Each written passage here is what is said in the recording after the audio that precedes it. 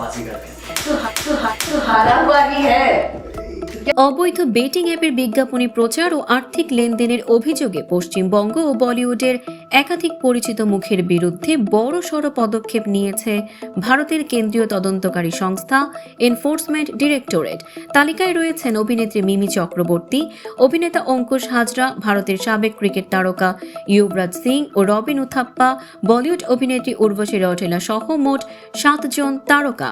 ভারতীয় সংবাদ মাধ্যমের তথ্য মতে OneXBet নামের একটি অবৈধ বেটিং অ্যাপ সংশ্লিষ্ট আর্থিক কেলেঙ্কারির মামলায় শুক্রবার মোট 7,93,00,000 রুপির সম্পত্তি জব্দ করা হয়েছে, যা বাংলাদেশি মুদ্রায় প্রায় 11 কোটি টাকা। এর মধ্যে মিমি চক্রবর্তীর 59 লাখ এবং অঙ্কুশ হাজরার 47,20,000 রুপির সম্পত্তি রয়েছে।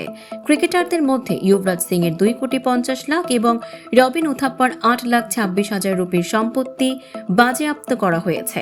এছাড়া বলিউড অভিনেত্রী উর্বশী রৌটেলার 2,02,00,000, অভিনেতা সোনু সুদের 1 কোটি এবং নেহা শর্মার 1,26,00,000 রুপির সম্পত্তি জব্দ করেছে ইডি। উর্বশীর ক্ষেত্রে সম্পত্তি তার মায়ের নামে ছিল বলে জানানো হয়েছে।